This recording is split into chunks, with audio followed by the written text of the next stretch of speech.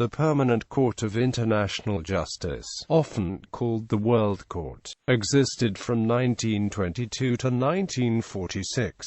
It was an international court attached to the League of Nations. Created in 1920, the court was initially well received from states and academics alike, with many cases submitted to it for its first decade of operation. With the heightened international tension of the 1930s, the court became less used. By a resolution by the League of Nations on 18 April 1946, the court ceased to exist and was replaced by the International Court of Justice. The court's mandatory jurisdiction came from three sources: the optional clause of the League of Nations, general international conventions and special bipartite international treaties. Cases could also be submitted directly by states, but they were not bound to submit material unless it fell into those three categories. The court could issue either judgments or advisory opinions.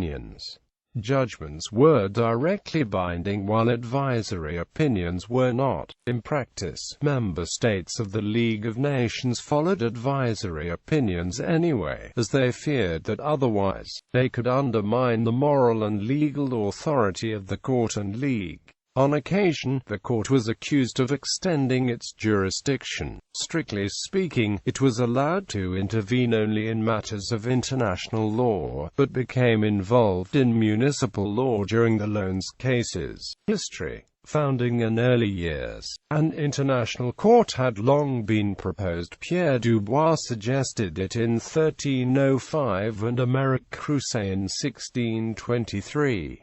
An idea of an international court of justice arose in the political world at the First Hague Peace Conference in 1899, where it was declared that arbitration between states was the easiest solution to disputes, providing a temporary panel of judges to arbitrate in such cases. The Permanent Court of Arbitration. At the Second Hague Peace Conference in 1907, a draft convention for a permanent court of arbitral justice was written, although disputes and other pressing business at the conference meant that such a body was never established, owing to difficulties agreeing on a procedure to select the judges. The outbreak of the First World War, and in particular its conclusion, made it clear to many academics that some kind of world court was needed, and it was widely expected that one would be established. Article 14 of the Covenant of the League of Nations, created after the Treaty of Versailles, allowed the League to investigate setting up an international court. In June 1920, an advisory committee of jurists appointed by the League of Nations finally established a working guideline for the appointment of judges, and the committee was then authorized to draft a constitution for a permanent court not of arbitration but of justice. The Statute of the Permanent Court of International Justice was accepted in Geneva on December 13, 1920. The court first sat on the 30th of January 1922 at the Peace Palace, The Hague. Covering preliminary business during the first session, 9 judges sat, along with 3 deputies, since Antonio Sanchez de Bustamante y Servan, Rai Barbosa and Wang Chunghui were unable to attend, the last being at the Washington Naval Conference. The court elected Bernard Loder as president and Max Huber as vice president. Huber was replaced by Charles-André Weiss a month later. On the 14th of February the court was officially opened, and rules of procedure were established on the 24th of March, when the court ended its first session. The court first sat to decide cases on the 15th of June. During its first year of business, the court issued 3 advisory opinions, all related to the International Labour Organization created by the Treaty of Versailles and collectively grouped into the International Labour Organization questions. The initial reaction to the court was good, from politicians, practicing lawyers and academics alike. Ernest Pollock, the former Attorney General for England and Wales, said, May we not as lawyers regard the establishment of an international court of justice as an advance in the science that we pursue? John Henry Wigmore said that the creation of the court should have given every lawyer a thrill of cosmic vibration, and James Brown Scott wrote that the one dream of our ages has been realized in our time. Much praise was heaped upon the appointment of an American judge despite the fact that the United States had not become a signatory to the court's protocol, and it was thought that it would soon do so. Increasing work and attempted entry of the United States, the court faced increasing work as it went on, allaying the fears of those commentators who had believed the court would become like the Supreme Court of the United States, which was not presented with a case for its first 6 terms. The court was given 9 cases during 1922 and 1923, however, with judgments called cases and advisory opinions called questions. 3 cases were disposed of during the court's first session, 1 during an extraordinary sitting between the 8th of January and the 7th of February 1923, 4 during the second ordinary sitting between the 15th of June 1923 and the 15th of September 1923, and 1 during a second extraordinary session from the 12th of November to the 6th of December 1923. A replacement for Rai Barbosa was also found, with the election of Epitácio Lindolfo da Silva Pessoa on the 10th of September 1923.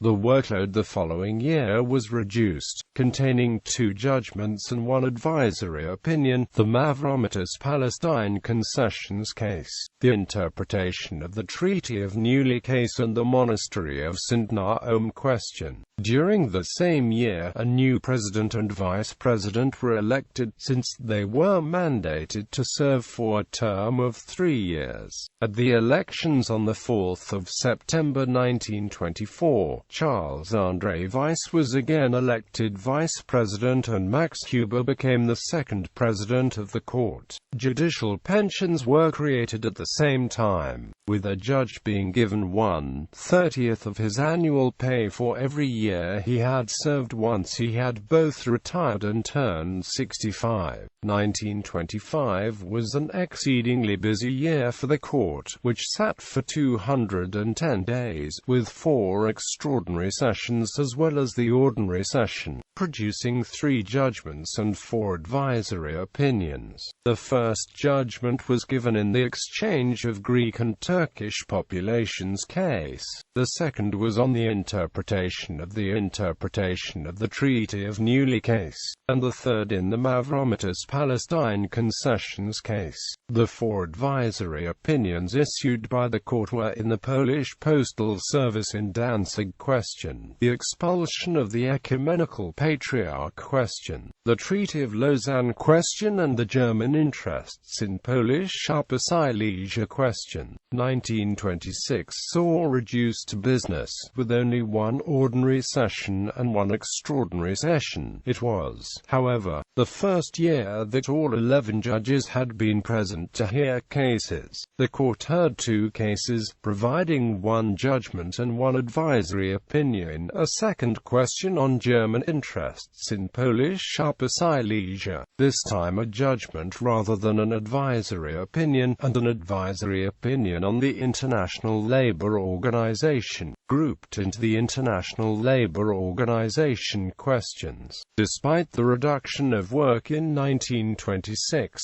1927 was another busy year, the court sitting continuously from the 15th of June to the 16th of December, handing down 4 orders, 4 judgments and 1 advisory opinion. The judgments were in the Belgium-China case, the case concerning the factory at Chorzów, the Lotus case case and a continuation of the Mavromitis Jerusalem concessions case. 3 of the advisory opinions were on the competence of the European Commission on the Danube, and the 4th was on the jurisdiction of Danzig courts. The 4 orders were on the German interests in Polish Upper Silesia. This year saw another set of elections, on the 6th of December, with Dionisio Anzalotti elected president and Charles André Weiss elected vice president. Weiss died the following year, and John Bassett Moore resigned. Max Huber was elected vice president on the 12th of September 1928 to succeed Weiss, while a second death left the court increasingly understaffed. Replacements for Moore and Finlay were elected on the 19th of September 1929, Henry Fromageau and Cecil Hurst respectively. After the second round of elections in September 1930, the court was reorganized. On the 16th of January 1931, Minichiro Adachi was appointed president and Gustavo Guerrero vice president. The United States finally recognized the court's jurisdiction, following a long and drawn-out process.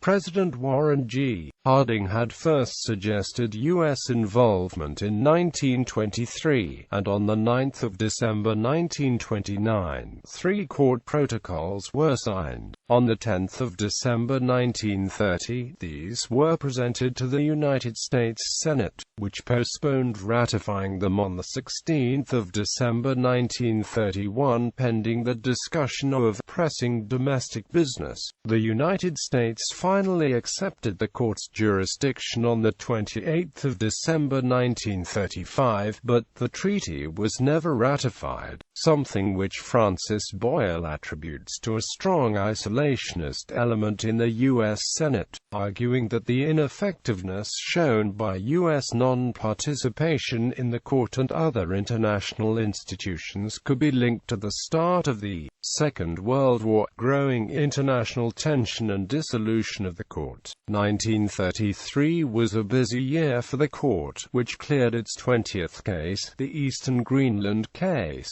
This period was marked by growing international tension, however, with Japan and Germany announcing the withdrawal from the League of Nations, to come into effect in 1935. That did not directly affect the court, since the protocol accepting court jurisdiction was separately ratified, but it influenced whether a nation would be willing to bring a case before it, as evidenced by Germany's withdrawal from 2 pending cases. 1934, the court's 13th year, has been in keeping with the traditions associated with that number, with few cases since the world's governments were more concerned with the growing international tension. The court's business continued to be small in 1935, 1936, 1937, 1938, and 1939, although 1937 was marked by Monaco's acceptance of the court protocol. The court's judicial output in 1940 consisted entirely of a set of orders, completed in a meeting between 19 and the 26th of February, caused by an international situation, which left the court with uncertain prospects for the future. Following the German invasion of the Netherlands, the court was unable to meet, although the registrar and president were afforded full diplomatic immunity. Informed that the situation would not be tolerated after diplomatic missions from other nations left The Hague on the 16th of July, the president and registrar left the Netherlands and moved to Switzerland, accompanied by the Star. The court was unable to meet during 1941, 1942, 1943 and 1944, but the framework remained intact, and it soon became apparent that the court would be dissolved. In 1943, an international panel met to consider the question of the Permanent Court of International Justice, meeting from the 20th of March to the 10th of February 1944. The panel agreed that the name and functioning of the court should be preserved, but for some future court rather than a continuation of the current one. Between the 21st of August and the 7th of October 1944, the Dumbarton Oaks Conference was held, which, among other things, created an international court attached to the United Nations, to succeed the Permanent Court of International Justice.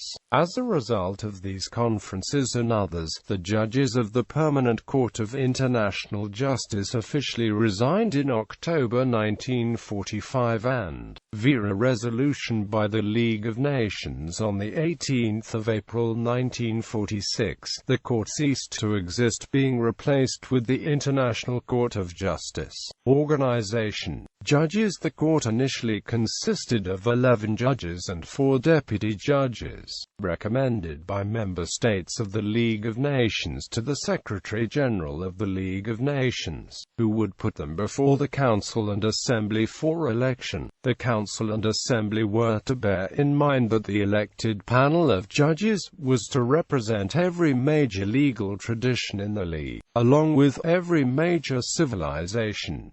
Each member state was allowed to recommend 4 potential judges, with a maximum of 2 from its own nation. Judges were elected by a straight majority vote, held independently in the Council and Assembly. The judges served for a period of 9 years, with their term limits all expiring at the same time, necessitating a completely new set of elections. The judges were independent and rid themselves of the nationality for the purposes of hearing cases, owing allegiance to no individual member state, but it was forbidden to have more than one judge from the same state. As a sign of their independence from national ties, judges were given full diplomatic immunity when engaged in court business. The only requirements for judges were high moral character and the qualifications required in the respective countries. The highest judicial offices ought to be jurisconsults of recognized competence in international law. The first panel was elected on the 14th of September 1921, with the 4 deputies being elected on the 16th. On the first vote, Rafael Altamira y Crevilla of Spain, Dionisio Anzalotti of Italy, Bernard Loder of the Netherlands, Rui Barbosa of Brazil, Yorizu Oda of Japan, Charles-André Weiss of France, Antonio Sanchez de Bustamante y Servan of Cuba and Lord Finlay of the United Kingdom were elected by a majority vote of both the Council and Assembly on the first ballot taken. The second ballot elected John Bassett Moore of the United States, and the sixth, Didrik Nyholm of Denmark and Max Huber of Switzerland. As the deputy judges, Huang Chunghui of China, Dmitry Negulescu of Romania and Michailo Jovanovic of Yugoslavia were elected. The Assembly and Council disagreed on the 4th deputy judge, but Fredrik Beichmann of Norway was eventually appointed. Deputy judges were only substitutes for absent judges and were not afforded a vote in altering court procedure or contributing at other times.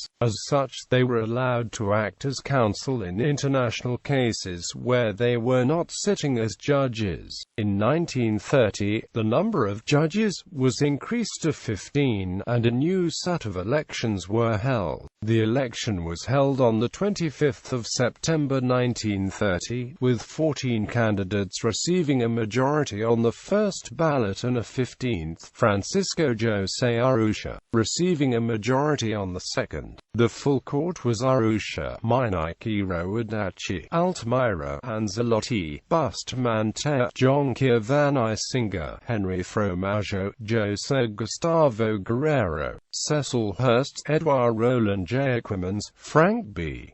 Kellogg, Negulescu, Michel Jan Rostorowski, Walther Schucking and Wang Chunghui. Judges were paid 15,000 Dutch florins a year, with daily expenses of 50 florins to pay for living expenses, and an additional 45,000 florins for the president, who was required to live at The Hague. Traveling expenses were also provided, and a duty allowance of 100 florins was provided when the court court was sitting, with 150 for the vice president. This duty allowance was limited to 20,000 florins a year for the judges and 30,000 florins for the vice president. As such, it provided for 200 days of court hearings, with no allowance provided if the court sat for longer. The deputy judges received no salary but, when called up for service, were provided with travel expenses, 50 florins a day for living expenses and 150 florins a day as a duty allowance. Procedure. Under the covenant of the League of Nations, all League members agreed that if there was a dispute between states they recognized to be suitable for submission to arbitration and which cannot be satisfactorily settled by diplomacy, the matter would be submitted to the court for arbitration, with suitable disputes being over the interpretation of an international treaty, a question on international law, the validity of facts, which, if true, would breach international obligations, and the nature of any reparations to be made for breaching international obligations. The original statutes of the court provided that all 11 judges were required to sit in every case. There were 3 exceptions. When reviewing labor clauses from a peace treaty such as the Treaty of Versailles, when reviewing cases on communications, a transport arising from a peace treaty, and when hearing summary procedure cases, which were reviewed by a panel of 3 judges, to prevent the appearance of any bias in the court's makeup. If there was a judge belonging to one member state on the panel and the other member state was not represented, they had the ability to select an ad hoc judge of their own nationality to hear the case. In a full court hearing, that increased the number to 12 in one of the 5-man chambers. The new judge took the place of one of the original 5. That did not apply to summary procedure cases. The ad hoc judge, selected by the member state, was expected to fulfill all the requirements of a normal judge. The president of the court had ultimate discretion over whether to authorize him to sit. The court was mandated to open on the 15th of June each year and continue until all cases were finished, with extraordinary sessions if required. By 1927, there were more extraordinary sessions than ordinary ones, the court's business being conducted in English and French as official languages, and hearings were public unless it was otherwise specified. After receiving files in a case calculated to lead to a judgment, the judges would exchange the views informally on the salient legal points of the case, and a time limit for producing a judgment would then be set. Then, each judge would write an anonymous summary containing his opinion. The opinions would be circulated among the court for 2 or 3 days before the president drafted a judgment containing a summary of those submitted by individual judges. The court would then agree on the decision that they wished to reach, along with the main points of argument they wished to use. Once this was done, a committee of 4, including the president, the registrar, and 2 judges elected by secret ballot, drafted a final judgment, which was then voted on by the entire court. Once a final judgment was set, it was given to the public and the press. Every judgment contained the reasons behind the decision, and the judges dissenting judges were allowed to deliver their own judgment, with all judgments read in open court before the agents of the parties to the dispute. Judgments could not be revised except on the discovery of some fact unknown when the court sat, but not if the fact was known but not discussed. Because of negligence, the court also issued advisory opinions, which arose from Article 14 of the Covenant creating the court, which provided, the court may also give an advisory opinion upon any dispute referred to it by the Council or Assembly. Goodrich interprets that as indicating that the draft as intended a purely advisory capacity for the court, not a binding one. Manly Otmar Hudson said that an advisory opinion was what it purported to be. It is advisory. It is not in any sense a judgment, hence it is not in any way binding on any state, but Charles Tavisha argued that in certain situations, an advisory opinion could be binding on the League of Nations Council and under certain circumstances. Some states, Politis agreed, saying that the court's advisory opinions were equivalent to a binding judgment. In 1927, the court appointed a committee to look at this issue, and it reported that, where there are in fact contending parties, the difference between contentious cases and advisory cases is only nominal. So the view that advisory opinions are not binding is more theoretical than real. In practice, advisory opinions were usually followed, mostly due to the fear that if this revolutionary international court's decisions were not followed, it would undermine its authority. The court retained the discretion to avoid giving an advisory opinion, which it used on occasion.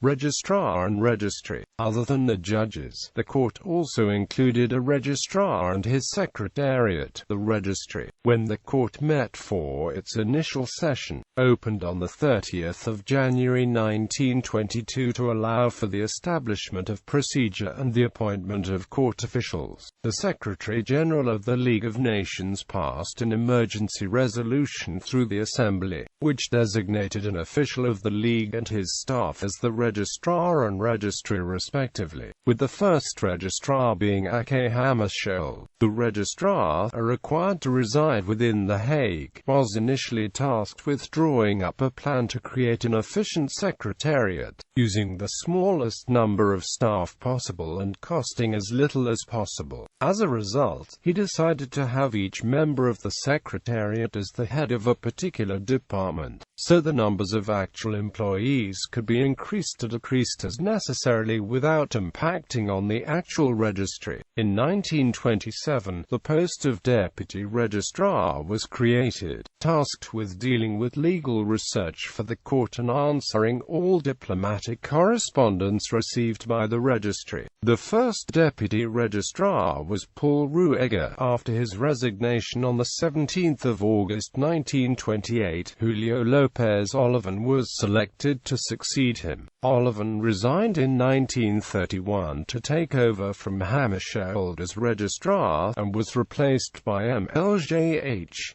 Jorstad. The three principal officers of the registry, after the registrar and deputy registrar, were the three editing secretaries. The first editing secretary, known as the drafting secretary, was tasked with drafting the court's publications and sections D and E of the official journal, comprising the legislative clauses conferring jurisdiction on the court and the court's annual report. The second editing secretary, known as the oral secretary, was mainly responsible for the oral interpretation and translation of the court's discussions. For public hearings, he was assisted by interpreters, but for private meetings, only he, the registrar and the deputy registrar were admitted. As a result of this duty, the oral secretary was also tasked with writing Section C of the official journal, which comprised the oral interpretations of court minutes, along with cases and questions put before the court. The third secretary, known as the written secretary, was tasked with the written translations of the court's business, which were both numerous and voluminous. He was assisted in this by the other secretaries and by translators for languages not his own. All secretaries were expected to speak English and French fluently and to have working knowledge of German and Spanish. The registry was split into several departments: the archives, the accounting and establishment, the printing service and the copying department. The archives included a distribution service for the court's documents and the legal texts used by the court itself, and was described as one of the most difficult departments to organize. The accounting and establishment department dealt with the requests for an allocation of the court's yearly budget, which was drawn up by the registrar, approved by the court and submitted to the League of Nations. The printing department, run from a single printing plant in Leiden, was created to allow the circulation of the court's publishings. The copying department comprised shorthand, typing and copying services, and included secretaries for the registrar and judges, emergency reporters capable of taking notes down verbatim, and copyists, the smallest of the departments. It comprised between 12 and 40 staff depending on the business of the court.